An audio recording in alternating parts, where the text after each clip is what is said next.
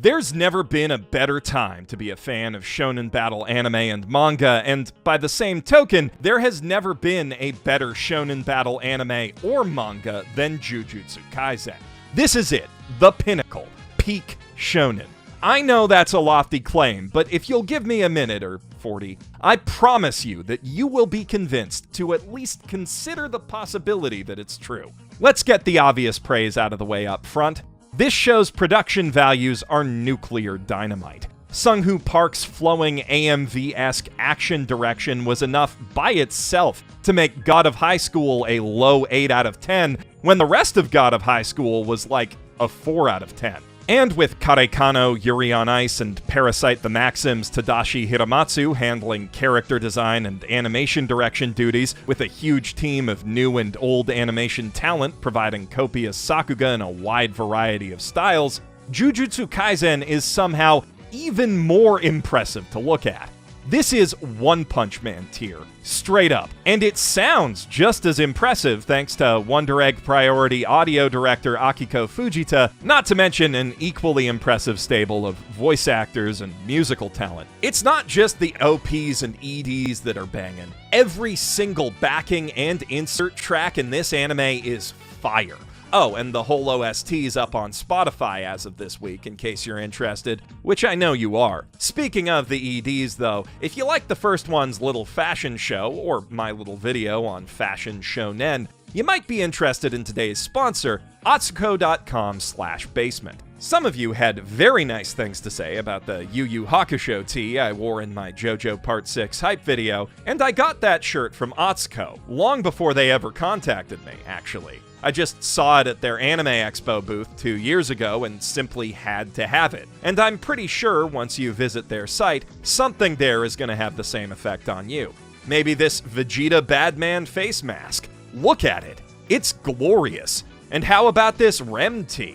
Or this Father and the Homunculi long sleeve? And goddamn, just look at that Mob Psycho jersey. Or the Bebop one. Also, literally everything in the Gundam and Eva collections. Okay, you caught me. I'm just using this ad spot to write a personal shopping list. Can you blame me, though? I don't even have any discounts to offer you guys, but I'm confident these clothes will speak for themselves. It's so nice not having to choose between being nerdy and being fashion. If you want to thank me for pointing you in their direction, just click the link in the doobly-doo or go to atsuko.com/basement before you start loading up your cart, and a portion of your purchase will go towards supporting this channel.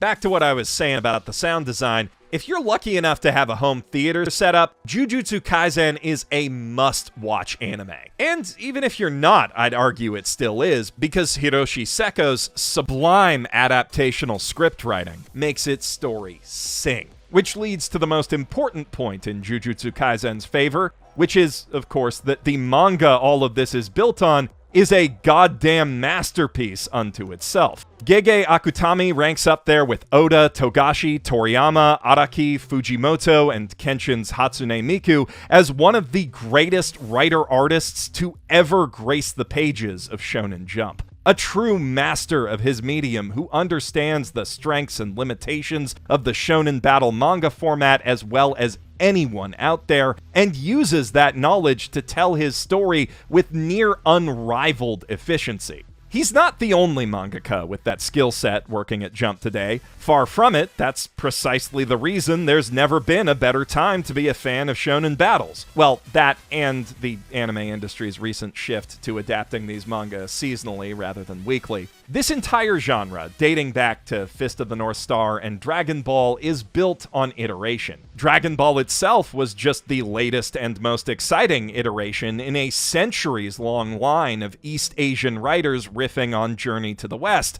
and of course Toriyama was as influenced by earlier mangaka, particularly Osamu Tezuka, as later creators would be influenced by him. Contemporaries like Togashi and Araki almost immediately went to work refining the Dragon Ball and Hokuto no Ken templates into better and better manga, but things really popped off toward the end of the millennium after the ideas they'd floated into the sea of pop culture had had time to properly percolate, and a new generation of artists who'd grown up figuring out what did and didn't work about those classics burst onto the scene to create the Big Three. And after the world had another decade to digest those, it spat forth One Punch Man and Attack on Titan. And now the likes of Gotoge, Fujimoto, and Akutami are here to build on that groundwork. Demon Slayer is probably the purest instance of this principle in action. As many have remarked before, very little about its actual plot is all that remarkable, but it hits the beats laid out by its predecessors with marvelous timing to create a near-flawless retelling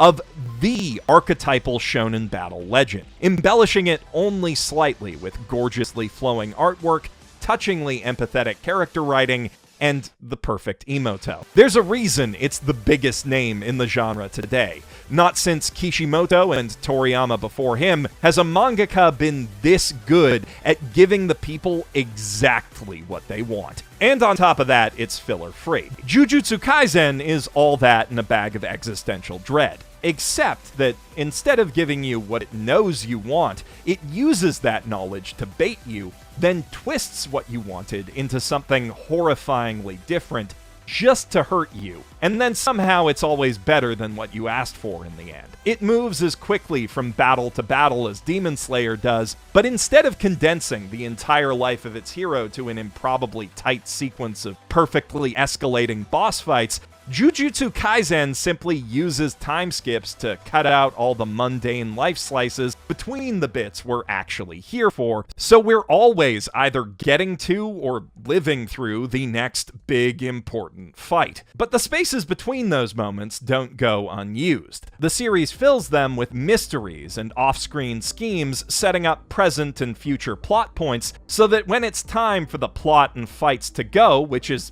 almost always, they can just go. And none of this feels like haphazard retconning because the seeds for what happens in those gaps are always planted in the arcs preceding them. Akutami has clearly studied the roadmaps of many all-time great shonen manga, careful to note every speed bump, plot hole, and block they hit in their journeys, as well as every perfect racing line they manage to find along the way. The Kyoto Sister School Goodwill event is a prime example of his ability to repurpose and improve upon storylines. On one level, it serves roughly the same function as Naruto's Chunin exams or the unforeseen simulation joint arc of Hiroaka, allowing the extended cast of Nakama and future Nakama to flex their fighting skills and establish their distinctive personalities, first in the context of a controlled school test, then an unexpected attack from a villain that pushes them past their limits and pushes the greater story along. By itself, that'd make for a solid, if rote and predictable arc, but Jujutsu Kaisen cleverly infuses it with backstabbing organizational politics like those of Bleach's Soul Society, putting its hero in an analog to Rukia's position as a sacrificial pawn in a bigger systemic power struggle, which makes the build-up to the villain's attack just as tense, exciting, and narratively vital as the main event. Akutami is equally adept at improving on individual ideas from other manga, including Jujutsu Kaisen's central gimmick. Lots of shonen series see their heroes possessed by a spirit who helps them fight. Shaman King, Yu-Gi-Oh!, Hikaru no Go, and, of course, Naruto, which seems like the most obvious inspiration for the whole Sukuna situation. But where Kurama was ultimately little more than a glorified, tragically misunderstood chakra battery, the sealed demon from whom Yuji draws his power is a major, persistent threat who does serious damage every time he's let off the leash or even given a bit of slack. In fact, I'd give even odds that all of the terrifying, memorable foes the series has set up so far over the course of this last anime season and the longer run of the manga are just red herrings, and that Sukuna will be the true final boss. He's certainly scary enough to fill that role, not to mention cunning, and none of the main villains seem to know what to make of him. Even if the series doesn't go that route, though, the fact that it could makes him easily the most fascinating example of this trope to date. Where Akutami's critical eye for this genre is the strongest, though, is in his understanding of power systems, the specific narrative purposes they serve in their respective stories, and the areas in which they often fall short, which has allowed him to build what I would say is the strongest foundation for meaningful combat in any shonen battle series I've seen. Now, I cannot claim to be an expert in power systems. I haven't even watched Hunter x Hunter past the license arc, and while I have seen and read more than my share of other all-time greats and cult classics in the field, I'm still more of an anime generalist than a shonen bro. There are YouTubers and bloggers whose entire bodies of writing focus on dissecting just ki, haki, reiki, nen, stands, quirks, or chakra using minute details gleaned from watching, rewatching, reading, and rereading the biggest, best, and most influential teenage wizard wrestling angles ever anthologized. I'll never have the kind of single-minded dedication needed to break these systems into their component atoms like that, but Jujutsu kinda makes me want to try. I am nerdily obsessive and analytical enough to at least recognize when a power system has the potential to be analyzed into oblivion, and when I consider just the theoretical applications of Nanami's 7/3 ratio technique, Nana/me in Japanese, or Aoi Todo's Boogie Woogie, my brain trembles with possibilities. But it's not just the tactical implications that excite me. See, cursed energy isn't just some atmospherically extant beam clash fueling magic hoo-ha, it's a psychological power system akin to stands or personas. Curses are born from emotions, specifically powerful negative ones. To curse someone or something is to wish permanent harm or even death upon them, and in Jujutsu Kaisen's world, that dark will manifests in literally monstrous ways. The more people collectively hate or fear a place, thing, or concept, and the stronger those feelings are, the stronger the resulting cursed spirit becomes. Curse users are humans born with overwhelming levels of cursed energy, and therefore naturally possessed of equally potent negative emotions. Despite his cheery outlook, for instance, Yuji Itadori's decision-making is fueled by a powerful sense of guilt and obligation toward those he sees as in need, coupled with a near-suicidal impulse towards self-sacrifice. Megumi Fushiguro's reserved, outwardly boring persona conceals, as we learn toward the end of Season 1, a churning shadow of violent anger toward those who would lord their power over others, like bullies or the Zenin clan. Then we have Nobara Kugisaki, a borderline malignant narcissist whose power to turn an enemy's own cursed energy against them through voodoo dolls reflects her tendency to viciously attack the egos of her opponents by verbally assaulting their deepest insecurities. Best Girl has the best trash talk. Of course, none of these three is just emotionally unstable. Kugisaki is a lot less abusive toward her friends than her enemies, and more playful in her insults, mostly. Megumi keeps a tight leash on his righteous rage, too tight and thus boring when we first meet him, and as Yuji grows in power, he learns not to let his heart bleed quite so indiscriminately. Jujutsu is the martial art of mastering and channeling one's individual negative emotions toward a positive purpose, or at least one beneficial to the user. And that concept has so many interesting implications, I hardly know where to begin. One of my favorite, slightly sillier ones is that cursed techniques become more effective after you reveal how they work. This is a clever meta-narrative way of justifying one of the strategically dumbest shonen battle tropes, but it's just as ingenious in a metaphysical sense. Given that curses are part of our collective unconscious, it stands to reason that unconscious collaboration between caster and victim would enhance their effects. That imagining a cursed poison coursing through your body, for example, would make it spread faster. And that is a ton of fun to think about, but not nearly as much, at least for me, as how Jujutsu as a system supports Jujutsu Kaisen's grander narrative design. These powers naturally select for individuals with quirky character flaws, a strong desire to do good or ideologically motivated evil, and a single-minded sense of purpose that propels them to pursue mastery over the worst aspects of their own nature. In other words, the more of a shonen hero or villain someone is on a spiritual level, the more potent their jujutsu tends to be.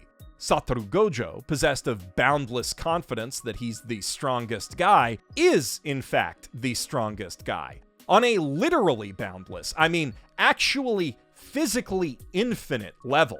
His enemies can't even touch him outside the physics-defying space of a domain because there's a barrier of infinite physical distance compressed infinitesimally tight around his body. He even gets to decide if he gets rained on or not. The only thing holding him back is that his omnipotence isn't paired with omniscience. He can only apply his infinite power in one place at one time, meaning everyone else still has a reason to fight and accomplish other things. There are malevolent and self-serving sorcerers of nowhere near equal power to Gojo, but who seem equally intimidating from the perspective of our newbie heroes. And they have equally overstated personalities and motivations, but we haven't formally met the ruling families of the Jujutsu world, or found out what Suguru Geto's deal is at this point in the anime, and I don't want to spoil all that good stuff for you. Of the villainous curse users we have spent time with, 2 are just your basic Silent Lamb psychos, and Junpei is more of a tragic figure. I guess we could discuss Kyoto's principal, Yoshinobu Gakuganji, who justifies trying to kill Yuji by preaching the importance of upholding tradition and rule of law, conveniently leaving out that those laws, traditionally speaking, give old fucks like him a wildly disproportionate amount of power over young punks like Gojo. But beyond what he represents about the deeper problems with Jujutsu society, he's not really that interesting as a pseudo-antagonist, even if his hard-rockin' curse technique is pretty dad cool. Instead of evil sorcerers, the first season's antagonistic focus is placed mainly on the special-grade cursed spirits who've allied themselves with Suguru Geto. And by their nature, they're a lot more elemental and essentially monstrous than the more complex evil of their human counterparts. Which is typically a formula for boring, forgettable anime antagonists, but there are also some very human aspects to their villainy, born as they are of human emotions.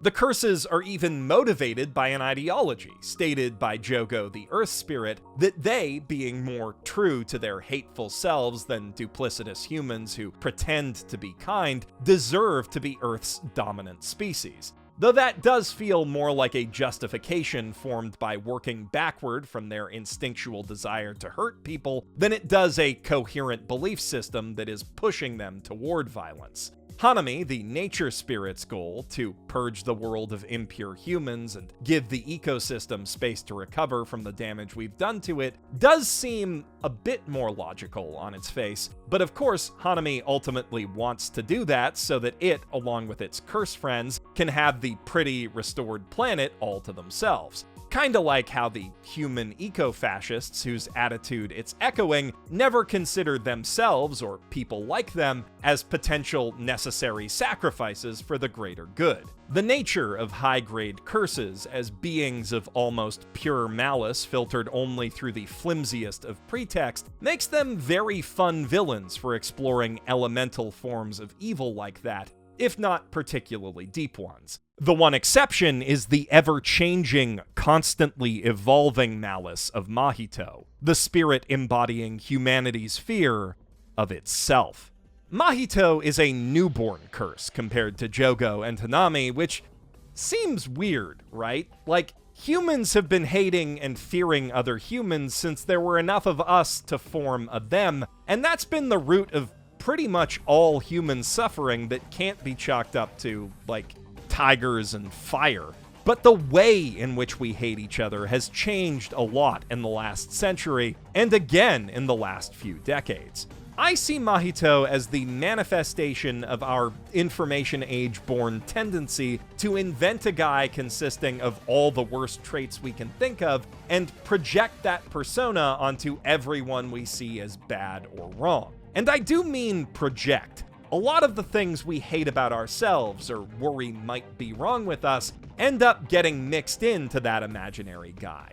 Mahito says as much to Yuji almost every time they fight, that he's a dark reflection of our hero and of humanity at large. And he'd know. He can see, touch, and manipulate souls, including his own. In the same way that Jogo's volcanoes and Hanami's encroaching roots reflect the most dangerous aspects of the concepts they represent, this power of Mahito's reflects the power of humanity. If man can reach something with his own hands, he can, and usually will, reshape it. We are creative, inquisitive, self-aware creatures capable of adapting quickly to any environment or situation. It's in our nature to change ourselves to achieve our goals, and the evil among us often force change on others, both through subtle manipulation and overt cruelty, to serve their own ends. Mahito has quickly cemented himself as one of my all-time favorite recurring shonen villains, not just for what he symbolically represents or the almost contagious delight with which he commits heinous acts, but also for how he and Yuji force each other to confront their own shortcomings and grow. His manipulation of Junpei is some of the most pure evil shit I've seen any anime character do, and the pain it causes Yuji cannot be overstated, but the experience also serves to solidify and refine his heroic ideals by teaching him that some people he meets as a jujutsu master will be beyond his help, and in those cases, no matter how it weighs on his soul, it may be up to him to give them the best death possible at that moment. Jujutsu Kaisen deals with some real shit. From the bullying Junpei faces of a severity that's sadly far too common in real Japanese high schools, to the way he responds to it and the way Yuji has to respond to him, it pulls no punches. And that's just one example. Every character carries some kind of trauma with them, a lot of it rooted in real-world problems, like the sexist pressure Maki and Mai face to be perfect as both sorcerers and women, or the soul-eroding dissociation from humanity that Nanami experiences living solely for money as a stockbroker. These are complicated, touchy subjects that the series handles with nuance and tact, making its points accessible to a teen audience without being preachy or obvious about them. And being able to pull off that balancing act is one of the biggest differences between really, really good shonen manga and truly great ones. Where I find the most value in this aspect of Jujutsu Kaisen, though, even as an adult, is how the series deals with death. And when I say that, I'm not talking about how it handles death as a plot device, though it does get points for that too, confronting us up front with death both as anime violence and as a mundane, unexpected part of real life.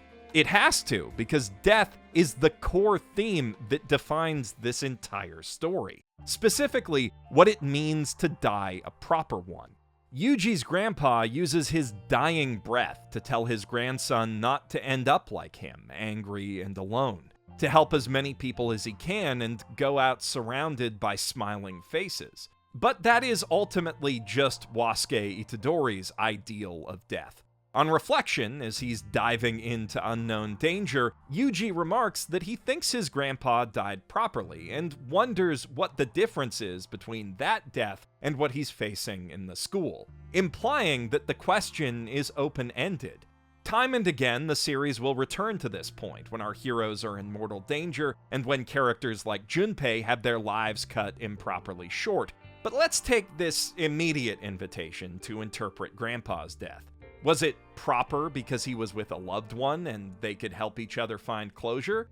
Probably not. Yuji kinda steamrolled over the thing about his parents Grandpa really wanted to say, and knowing how this series is written, that was probably really important. Let's not dwell on the problems that might have solved, though. I like to think Wasuke's death was proper because he went out passing on wisdom to Yuji, doing everything he could up to the very last minute to make sure the kid he raised would turn out okay. That is definitely a selfish interpretation, though, echoing the reassurances I made to my own dad the last time I saw him back in January. He couldn't talk, so I had to cover both our parts, and I don't know if I could have found the necessary words in that moment if Jujutsu Kaisen and that one ReZero episode I did a really good video about that you should watch after this one hadn't sent me down those lines of thought already. What I'm saying here is that the way Jujutsu Kaisen handles real shit and leaves it open for its readers to think about had a real impact on how I handled the realest shit I've ever had to deal with. And if that doesn't indicate that this is a peak manga, I don't know what does. Maybe the fact that it manages to get that real without ever becoming a downer. Jujutsu Kaisen is funny as fuck, and only some of that is gallows humor. There are a lot of light, breezy character moments sprinkled throughout this story that instill a delicate sense of humanity into Yuji, Nobara, Megumi, their classmates, and even genetically different superhumans like Satoru Gojo. Often the best parts of entire episodes are the post-credit cutaway gags, even in some of the episodes with insanely good fights. This series has some of the best characterization in Shounen period, and that is especially true of the girls and women in its cast. I would honestly feel disrespectful writing a what's in a waifu about even a total cutie like Miwa, because none of them are waifus. They're fighters who stand on even ground with their male allies in every respect. Hell, I'd argue Kugisaki's a better rival for Yuji than Megumi. Well, okay, there is one Jujutsu waifu whose virtues I can, and absolutely will, spend an entire video extolling. Yosh! 全員いるな! まとめてかかってこい! Aoi Todo is one of the greatest characters in all of fiction. He has an IQ of 53,000, self-proclaimed, and blends macho posturing with poetry. His body is both goals and eye candy. I love everything about this man, but since we're talking delicate character moments here, one of the things I love most is the awkward goofiness with which he approaches his favorite idol at a handshake event. It is just plain adorable, and just as every character carries trauma, every character gets similar moments to shine as their normal, everyday selves. There is a subtle beauty to this writing. But on the flip side, much of Jujutsu Kaisen's writing is the opposite of subtle. I mean, an integral part of the power system is that explaining how curse techniques work makes them stronger. If the audience needs to understand an out-there metaphysical idea to follow the narrative, Gege Akutami isn't shy about pausing for a few pages, or even a couple chapters, to lay that all out. But once everything's been established and the story set back in motion, volumes more is left to observation and inference. Combat strategy, character growth, even essential components of the power system itself are conveyed entirely in subtext and wordless art. Like, the manga just recently delivered a game-changing plot twist simply by calling back to a particularly memorable gag. To be frank, poring over the series' longer exposition dumps can occasionally feel like doing homework, but the payoff when all the puzzle pieces it's been pouring into your mind for weeks or months on end finally click together into a coherent picture satisfies like almost nothing else in Jump. Mystery series like Death Note and The Promised Neverland are comparable, but Jujutsu Kaisen is delivering these mind-expanding revelations while keeping up the frenetic tempo of an action manga. That's not just an impressive writing technique, though. It's essential to the action experience that Jujutsu Kaisen aims to deliver. The vast majority of martial arts manga dating back to Dragon Ball and beyond build their action escalation curves on a foundation of gradual growth via grinding. Training arcs and interludes, some shown on the pages, others time-skipped over, are used to justify characters becoming strong enough to tackle new threats or acquiring the new abilities that will save their asses in coming conflicts. Jujutsu Kaisen, conversely, constructs its power curve, which often looks more like a staircase, out of explosive evolutions triggered through epiphany. Because Jujutsu is a psychological power system, how characters perceive their own abilities and those of their opponents is the most important factor in how they fight. Every time someone deepens their understanding of how cursed energy manifests and flows, how it's applied by specific techniques, or even just how they personally think about fighting, they gain a potential advantage and a chance to grow. Sometimes this allows them to turn a seemingly unwinnable fight around in an instant. Others, it offers an opportunity to radically reimagine their entire fighting style on the fly. In either case, the impetus for change generally comes from either observing a tough foe in action, or being pushed into a corner and left with no options but to try something new. That said, Jujutsu is also a martial art with an intense physical component, and Yuji and Ko do train their butts off, both on and off screen, sometimes through wildly unconventional means. And we do see this work bear fruit in their increased ability to deal with low-level threats, but this world's heavy hitters so drastically outclass everyone around them that neither hard work nor innate talent alone are enough to overcome a special grade spirit or sorcerer. When our heroes come up against a powerful enemy like that, it's like hitting a wall, and their options are to find a way over or die trying. The first time it happens, Yuji literally does die, and while he gets better, it's at the cost of giving Sukuna a massive advantage, the full extent of which even the manga has yet to reveal. And don't think this is like Dragon Ball with its revolving door to the afterlife. Yuji is the only character capable of that kind of comeback. The series sets its stakes and threat level sky high from the get-go, and uses that pressure to flash forge heroes as hard as diamonds. Yuji's battles with Aoi Todo and Hanami during the ironically entitled Goodwill event are perfect demonstrations of this philosophy in action. After they have their "did we just become best friends" moment, "Do you want to go do karate in the garage?" Yup! Yuji swiftly begins to improve his hand-to-hand fighting technique simply by reacting to the movements of his more experienced senpai. But he's still held back by the delayed energy impact of his divergent fist. After Todo helps to adjust his perception of cursed energy and his own body through a perfectly placed analogy, though, he's immediately able to fight on a whole new level, and his best friend is able to hold nothing back in response, fighting to kill if Yuji can't keep up. When Hanami interrupts their bonding time, though, Todo holds almost everything back, refusing to help Yuji until he achieves a black flash, essentially a critical hit that occurs when cursed energy connects in frame-perfect sync with a physical blow. And the heat of life-or-death battle, tempered by Todo's advice to suppress his anger and Yuji's own innate mind-blanking stupidity, pushes him to achieve this rare feat in moments. And that, in turn, sparks a flash of new understanding toward his own cursed energy, which allows him to do it again, and again, and again, and again, until he matches the world record set by Nanami, which even the Grade 1 sorcerer admits he only achieved through pure dumb luck. Though, knowing him, that may just be false modesty. Either way, it's an achievement several orders of magnitude beyond what seemed possible for Itadori when he first wandered into these woods earlier in the day, but also one that feels completely justified given how he's risen to meet each new challenge.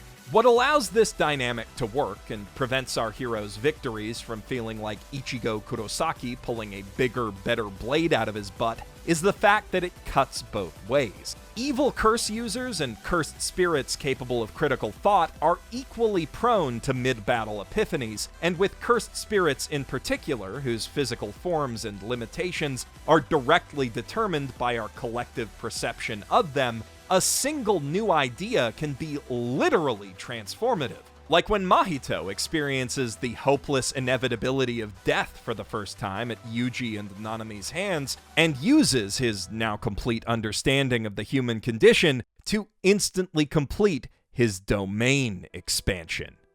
Domains are kinda the ultimate expression of this idea. External projections of inner worlds which can only be manifested by those with a rock-solid sense of themselves and their powers. Conceptual spaces where the host makes the rules and their abilities always work exactly as they're supposed to, physics be damned. In a domain battle, martial arts tactics all but fly out the window, and the person who's best mapped out their own inner world almost always automatically wins. Except, of course, when someone figures out how to exploit one of the rules governing domains, but even those victories are also a result of creative inspiration in combat. Naturally, pairing personal growth so directly to power-ups also does a great deal to support Jujutsu Kaisen's drive toward narrative efficiency, because it ensures the action never has to stop moving while the characters catch up. Mirroring the first and last missions of the anime's first season to have all 3 members of the main squad square off mono a monster against creatures equal to the finger bearer that kicked all of their asses at the start is a really clever way of bookending their character progression, but Akutami isn't satisfied with just that one layer of ingeniously efficient character development. When Megumi stands his ground against the thing he once ran from, leaving Yuji to die, and uses that do-or-die pressure to push himself out of Shikigami's shadow puppet orthodoxy and into improvising his own incomplete domain, it's both a mark of how far he's come as a fighter so far, and another revelatory turning point in his character arc in and of itself. When Yuji kills the older death painting brother after seeing him cry over Kechizu, he's making an active choice to harden his resolve in real time and prioritize not just the present but future safety of his friends, himself, and 2 random truck drivers over the life of a thinking, feeling person. Something he wasn't capable of literally moments before when he let Esso get away the first time.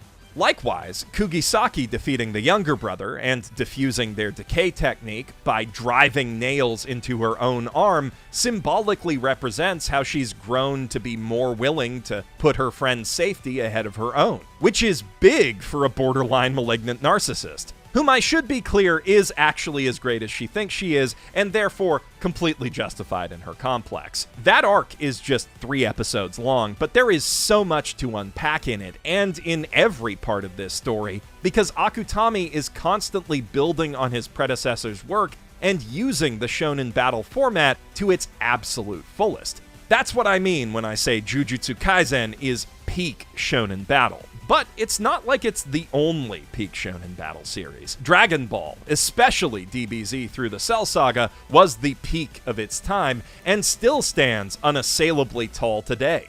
Then Yu Yu Hakusho refined many of its ideas to near perfection while putting its own spin on a lot of them and telling a much more focused, personal story. And it still contains the best tournament arc ever written. One Piece is absolutely peak shonen, as well as peak epic fantasy, and considering that Oda has structured his whole life around writing it, and is vocally willing to die for it, probably peak human artistic achievement, too. And of course, peaks can be found outside the pages of Jump.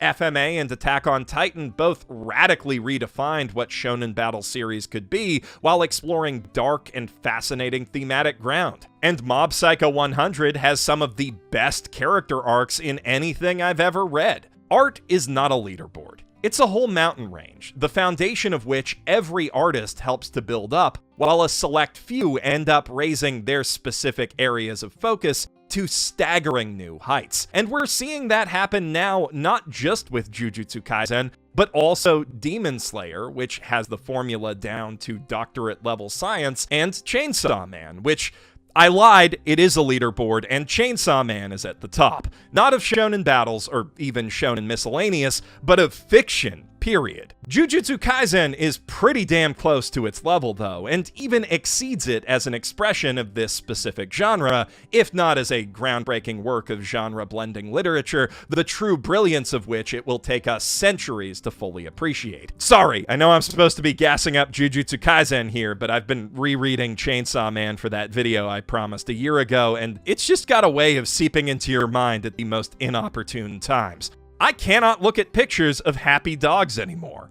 I think it's ultimately fine, though, because those achievements don't take away one iota from what Jujutsu Kaisen accomplishes. And I cannot wait to see what the kids growing up on it now will accomplish using Akutami's epiphanies as a foundation for their own black flashes of inspiration. There has never been a better time to be a fan of shonen battle anime and manga, but assuming the industry doesn't collapse under the weight of its own abusive practices in the next few years, Jujutsu Kaisen only increases my confidence that there will be. I'm Geoff Thew, professional shitbag, signing out from my mother's basement.